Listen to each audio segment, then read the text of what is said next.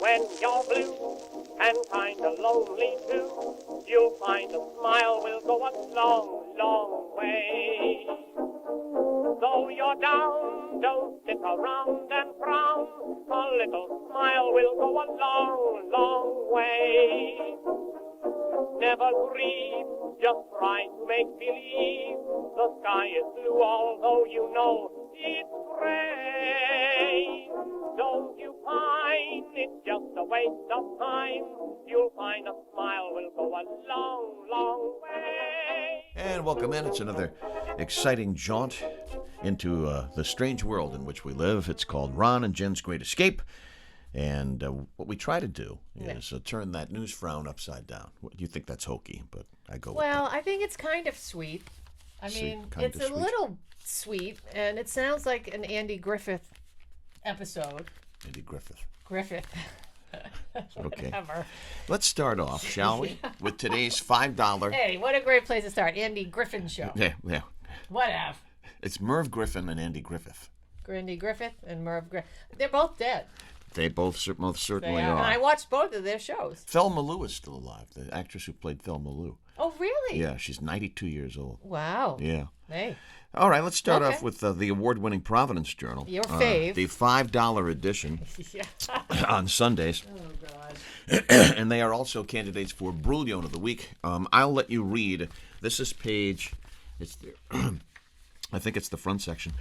Excuse me. It's page 12A. Have some of your coffee. I will. Have a look at this and read it aloud. Read the headline aloud. All right, have your coffee, and I'll read this. Woman, 101, still hauling lobsters with no plans to, I'll just say quit. Well, you can fill it in. With no plans to. Did they do that on purpose, or is that a serious I think it's a mistake? I think it's a mistake. Oops, there it is. Really? Yeah, I so thought there was a, you fill in the blank. Well, okay. Woman, 101, still hauling lobsters with no plans to poop. No plans to. Well, with no plans to eat them. Eat them? No, it says she has a lobster With dinner. no plans to share with others. Well, obviously it's to quit, but they forgot the word. Well, yeah, obviously. I was just trying to be... For $5. You know. So anyway, you know, they're candidates for Brouillon of the Week. Well, no, I didn't see in my news stack here. I had a Brouillon of the Week, but I digress, as you like to say. But that guy who took... I'm just throwing this out there. So if you haven't seen it, because I don't have the story, but there's a guy in the mafia in Chicago, and he was hiding out, and his freaking nephew took a picture of him poolside somewhere and posted it on Instagram, and the feds went in and busted him. Isn't that awesome? Wow. It's 2021, pal. That kid's going to die. Next time he starts up his Bronco. Boom. A big surprise. Just saying. Hey, look, sharks are in the news here in the Ocean State. Oh, we haven't had a shark story in a while. The Atlantic Shark Institute in Wakefield announced last week that 8 white sharks were tagged. Great whites were tagged. White shark. They were tagged this year in Rhode Island waters. So those beaches will be open this weekend. Yeah, but did anybody get bit, eaten, die? No. I mean, no. Right, around here.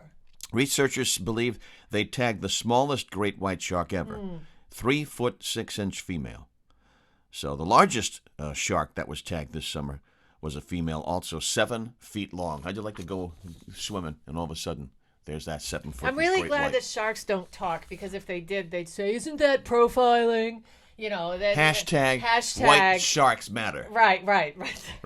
Great whites matter. I mean, not to. Well. To quote Mayor Vaughn. But I'm just saying. To quote Mayor Vaughn, we're not going to perform some half-assed autopsy and have that Kittner kid spill out onto the deck. All right, we move on. Yeah, you like to quote that Jaws, don't you? Everybody quotes Jaws. I don't. Well, I think you should start. You should practice and have many quotes ready next summer. Well, you're pretty good. Oh, can I just say, wait. This is the first show after the Rhode Island Hall of Fame dinner. The Rhode Island Radio and Television Hall of Fame. Whatever. I just have to say, you did such a great job at being the MC. Well, I appreciate that. And I was really, really entertained by all the people that were inducted and their speeches, the things they had to say, how that Karen Adams she stole the show. She did. She wins a gold medal. But But, Giorgi and Frank Coletta and the rest of the gang, everybody had something really sweet and interesting and poignant to say. And you were a great MC. I had to step in. Did I hurt you? No, I had to step in because usually it's Steve Mack, but he had You did a couple really good one-liners. I appreciate that. You Yeah. know? I mean, I sat next to your wife. Even she was laughing. I know. Really? Out loud? She must laugh all day. It was good. Laugh and laugh and laugh And the all food day. was pretty good. The food was surprisingly good because, when you go to these award shows, you never know what the food's going to be like. But at the Crown Plaza, they did a good job. And I think everybody had a really good time. I think so. It was a heck of a turnout, too. They laughed. They cried. It was better than Cats. See, that's a line. It is a line. Good. Good. Dusted it off. Yeah. Apparently, a group of parents are going to sue the governor, Dan McKee, over school masks. Yeah, wow. So 16 parents have filed a suit. They did so in Superior Court last week as that beat goes on. Do you think Stephen Colbert's funny? I mean, no.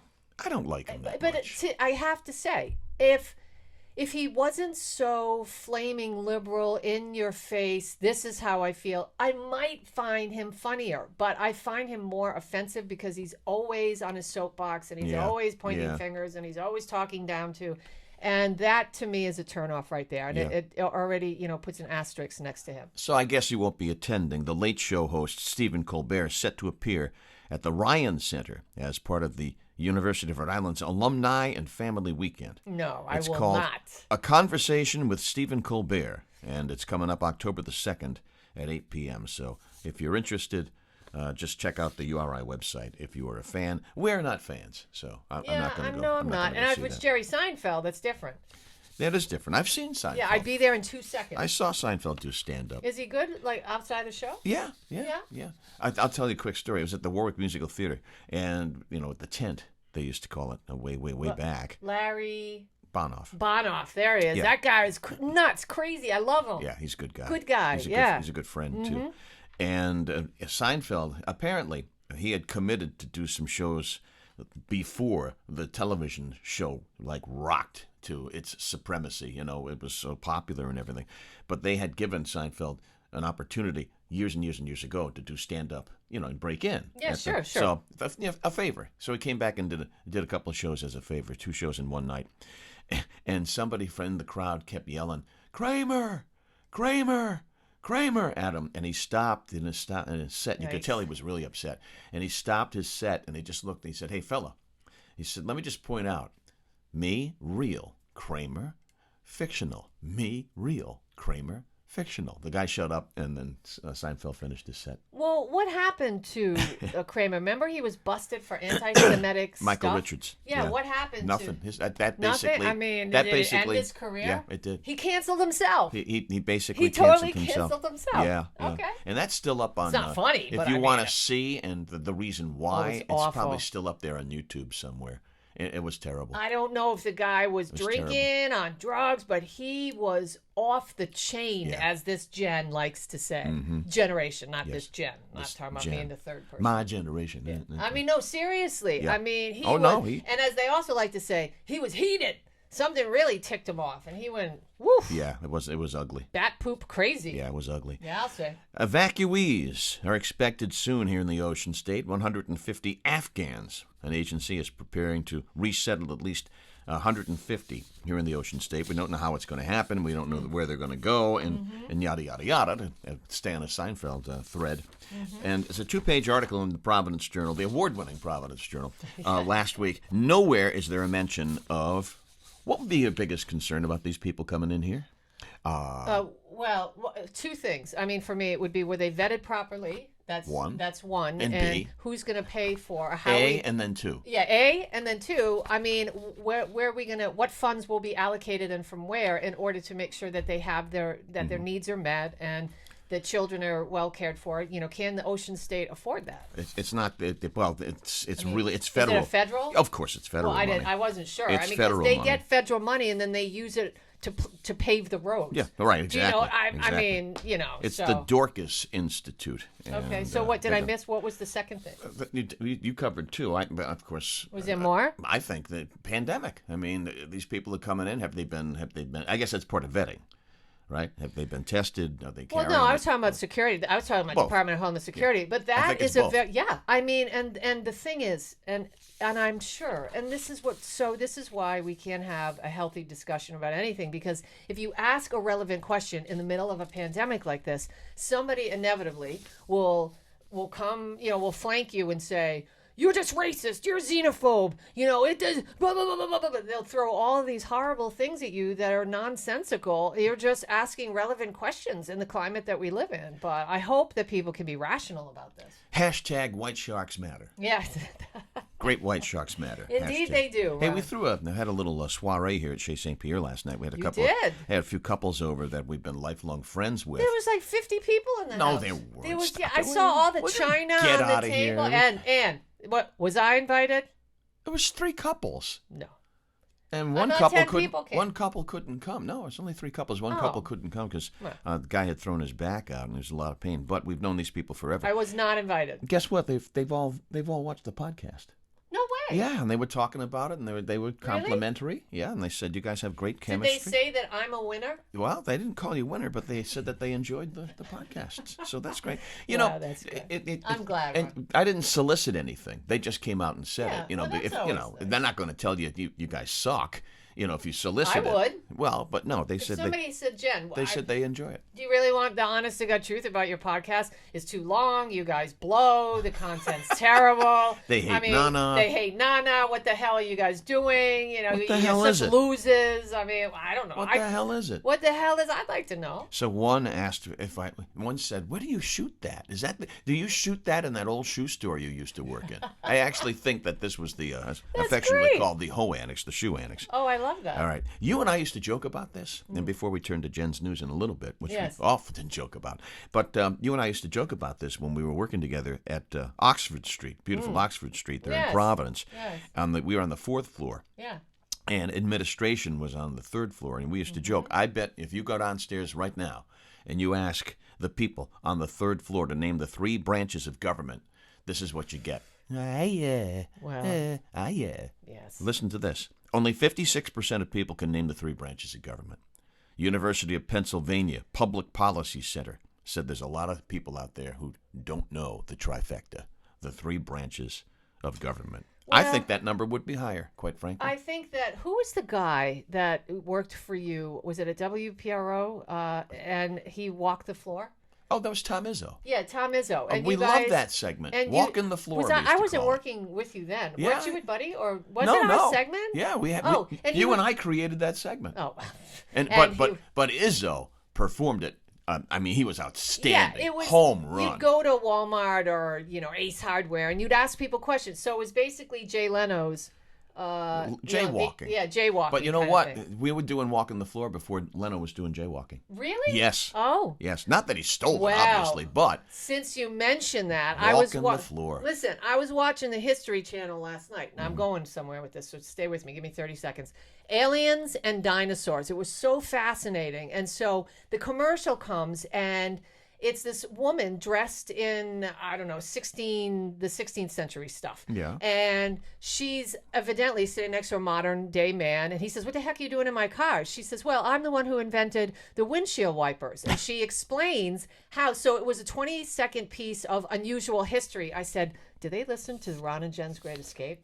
Did they steal our?" Because they did a commercial in between commercials to pimp their History Channel, keep watching the History Channel for more moments like this. And I thought, hey, that's right from Ron and Jen's Great Escape. there you go. There you Except we haven't done it in a while. go. Now, But before we turn to Jen's news, which we're going Yeah. to do in just a don't moment. you have to wind that? Nope, you just do this, and here, let's just circle around the Daily Planet, all right, as we break out Jen's news. There they go. Up, up, and away.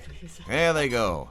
All right. Faster than a speeding bullet. But here's the more best part. powerful than a locomotive. Able to leap tall buildings in a single bound. Do you know why they said able to leap tall buildings in a I single don't bound know instead why. able to fly over? Because in the Did they racially profile Superman? Nope. In the original comics, for the first few comics, Superman didn't fly. He jumped. He was able What to leap. the hell did he jump to? He jumped just- tall buildings. So jumped he over. would jump a building and that's it? They'd jump around. Superman jumped I know, around. jump around. I mean, how Much is cooler, that? much cooler to fly. So Yeah. anyway, we You're turn jumping. to Jen's news. Yeah, well, you know what I like about this? Listen. That. Yeah, I gotta That's oil squeaking. it. I gotta oil it. Well, I popped up before the tune. Well, no, finished. because I started early. Oh. Boom, boom, boom, boom. Ah. There we are. The sock monkey is a victim of premature Yes. leaping out Yes. of the. Okay. All right. Okay. All right. Yes, and that's totally, Schmuck. yeah, schmuck. Schmuck. Anyway, I have no comment for that. I was going to say something, but no, I better just Please. stop right there. That's a Hey, podcast. You can say it's whatever the hell you America's want. favorite segment. It is. It's time for, what is it, Ron? Jen's news. Jen's News. One more jaunt around the Daily Brought Planet. to you by the Daily Planet. I'll probably get sued for some copyright. You can't, I have nothing. You I want wish to it sue was me? brought to us by something. I have- Make a couple of bucks off this damn thing Give at it some time. point. God's timing Yeah, is always right. perfect. Well, It's- God's got alligator arms no, so far. he doesn't. He's getting us ready. Like, He's- okay, we saw Cass at the. You told me Steve. not to pick on Cass. I did. And oh wait, I have to just stop. Cass looked great. He had on looks this, freaking phenomenal. and he was styling and profiling. He had this really cool white suit on. He He looked sure. great. I couldn't believe Yeah. how good Steve looked, and I couldn't believe. Now I took a class with Steve Cass. This is how I got into radio. He said once I took it was media politics in the media. Yes. It was a 400 level class. I was taking it at the University of Rhode Island. Steve was a guest teacher. And I wrote my final for him. And afterwards he said, come intern for me. I said, absolutely. Mm-hmm. And so then I had to call you and work it out. He still has my final exam. And he says to me, he said, whoa, your final exam was you were writing about I was writing about the Clintons and Penisgate and the Lewinsky affair and the whole crooked thing. And I guess it was pretty salacious. The whole crooked thing. Yeah. I and wonder what you just referenced there. Well, and Steve still has Lewinsky it. would know if it was crooked. Yeah. Wow. And so Yeah. anyway, I mean, that's that. He still has my final. He That's kept great. it. Isn't that weird? That's I love wild. Steve. I mean, I love Steve and I love his wife Deb. Steve was great. Yeah, Deb. and she said Great hi. people, Yeah, great they were people. hanging out at the radio. Rhode Island Television and Radio Hall of Fame. That's right. Okay, so in Jen's news today, Yes. Ron, does it ever bother you when? Yes. Okay, so Heinz has launched, because it bothers you, a new packet roller. Everything does. Yes, I know. I know. Heinz, listen to this. Heinz has introduced the Heinz packet roller. It's similar to a toothpaste tube squeezer. That's smart. Isn't that smart? It's portable, and it's intended to extract every drop of ketchup out of a packet. So when you go to Wendy's or wherever you go, I don't know, So Popeyes. you're not doing this. Right. It costs $5.70, and you have to get it while supplies last. And that's online at HeinzPacketRoller.com. Okay. No, seriously, wouldn't that be a great stocking stuffer? It would be. Yeah, It would be. And I if think somebody so. wanted to get in touch with you, Oh, if someone wants to get in touch with me, I thought you would say if someone wants to be a great stocking stuffer for you, Yep. it's Jen Brien Yep. at rocketmail.com, because I'm a winner. And you can also find us, though, on Ron and Jen's Great Escape page on Facebook. yes, and Okay. follow us every Wednesday Oh, yes. in the Rhode Island our column. News Today. .com. .com. Right. Every Wednesday we have a column and it's fresh and it's mellow. It is, and it's hotter than a lid on a pot belly Belly stove. stove. All right, so last episode we talked about was it Tanya? No, Tasha. Tasha. Scoop, there it is, and how I'm trying to get her autographed photo for a friend of mine for Christmas, right? Geico turned their that ad, their tagline into an ice cream. Okay, How? you may have seen the Geico commercial featuring the parody song "Scoop." There it is, starring rap duo Tag Team as well as Tasha. Well, now they've turned it into an actual ice cream. This is so great. It's created by someone in New York, Mikey Cole of New York's Mikey Likes It Ice Cream, and it features a vanilla base with cookie dough, peanut butter swirl, and chocolate-covered marshmallows mixed in. You can get it if you enter a contest. By the way, it's on their Facebook page and their web page. It's going through October 1st. Okay. So anyway, if you're interested, go to Geico Ice Cream, and you can find that contest there. There. How about that? All right. pretty cool. Hey, by the way, I wanted to make mention that I had a piece of pumpkin cheesecake from one of your fave, Greg's. Oh, it's last good stuff, night. isn't it? Oh my God! I just had to throw that since we're talking Oh, about. it's fabulous. Pumpkin, Their desserts are because just out of this world. it's just not. They have a pumpkin cupcake too, one of those huge oversized cupcakes with massive amounts of pumpkin cream cheese frosting on top. Yeah, I'm so hungry. Greg's in our area. If you're go there because their food is just to die for. There are 4 locations. Yes, they do, and that's East Providence, North Kingston. Very good. Providence, and is there one in Cranston? Did you say East Providence? Yeah. No, the other one's in Warwick. Warwick. Well, I was close. Cranston, Warwick, same thing. Yeah, okay. All right. What's the real difference between cheap and expensive candy? You few asked bucks. us rhetorical. Don't answer that. All right. Fancy candy can cost a lot more than candy you might pick up at the near supermarket or drugstore. Is it really different? Experts say yes, but also branding and packaging is also a huge part of the appeal of higher end candies. And when you're looking at candies, they say, take a look at the packaging because if it's something in a bag, and I think you know what I'm saying, some of those really expensive, yummy Swiss chocolates in a bag. That's what I'm talking about. Yeah, you're going to pay a lot more for that. Also, you're going to pay more for prime gummy and gummy bears and jelly beans and stuff like that. So the packaging, especially jelly belly, They have gourmet jelly beans. Oh my God, it's so good. Also, when you look for chocolate, you might want to look at the flavors in both. If you're saying, oh, what's in the Swiss candy versus this other one that's Jen's candy that's sitting right next to it, look at the ingredients because that will really tell you also why. If the packaging is sort of just mediocre, what's in it gives you an idea of why you're paying more for that. So, by the way, Christmas is coming and I expect my box of candy from Old Time Candy. Old Time Candy. Yeah, Explain to our friends. Well, we were talking about great stocking stuffers a little bit earlier with that that idea with the ketchup thing. And if you got somebody who digs, who is retro and likes candy from decades, they have this. This is a great company. So Google it. It's Old Time Candy. It's from last year. Yeah, it's really good. All kinds of good stuff in there. Hey, by the way, last thing. If it says the last message from all of this, the difference between cheap and expensive candy. The take-home message: don't splurge on the fancy candy unless you have a reason, because most 9 out of 10 you're getting ripped off. Okay. Just All so right. you know. The All right. Pop Rocks is where it's at. Boom. So there's Jen's news. Don't eat these with Coke, though. You could die like Mikey. Your head will explode. Urban legend. Yes. Yeah, exactly. All right, that's Jen's news. That's it. That's All it right. for now, anyway. The National Toy Hall of Fame in New York has announced the 12 finalists for a 2021 induction. And the list includes, let's see how many of these we played with. Okay. American Girl Dolls, no. The board game Battleship. You sunk my battleship. I know. I think so. I mean, I grew up with that. But I played that one.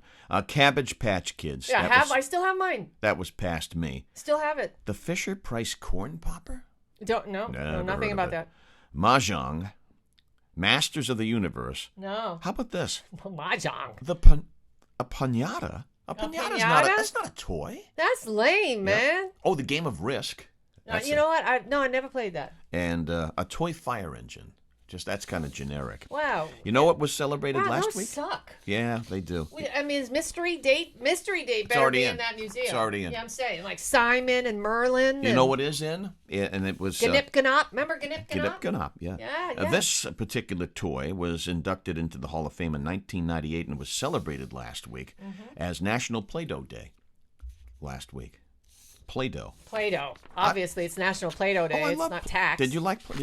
I loved. I Play-Doh. love the smell of it. Smell and speaking Is of. that the beginning of you're going to be an alcoholic or an addict when you start smelling Play-Doh, all the time? No. You're just putting it under your nose and you walk around You're with it. addicted to it. Yeah, is that a problem? But as a kid, of course, we did that, and then we ate it. It has that. Yes, it has that distinctive taste, smell, I should say. And then you're like, oh, I wonder what it tastes like. Yeah, And you're yeah. a kid, and it's disgusting. It's disgusting. Anybody who's ever popped open a fresh can of Play-Doh knows that there's very something distinctive about the smell, right? Mm-hmm. In early 2017, Hasbro actually filed paperwork to trademark the scent. And they describe it as a unique scent formed through the combination of sweet, slightly musky, vanilla-like fragrances with slight overtones of cherry and a natural smell of salted, wheat-based dough.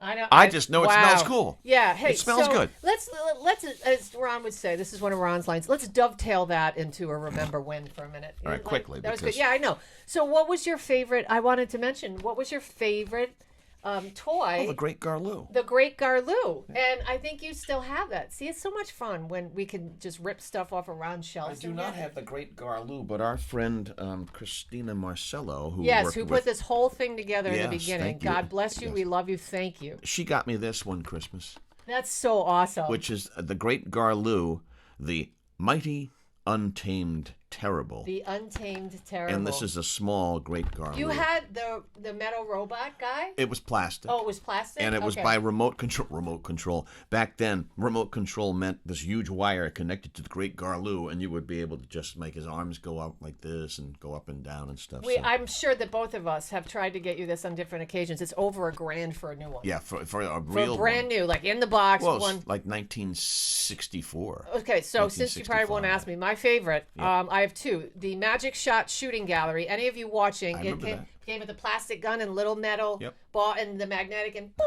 you put it through the clown's mouth. And then my first video game, my first handheld, not to include the Mattel football game, you know, the one that beep, beep, beep, beep, beep, beep, which I Oh, still yeah, have. Yeah.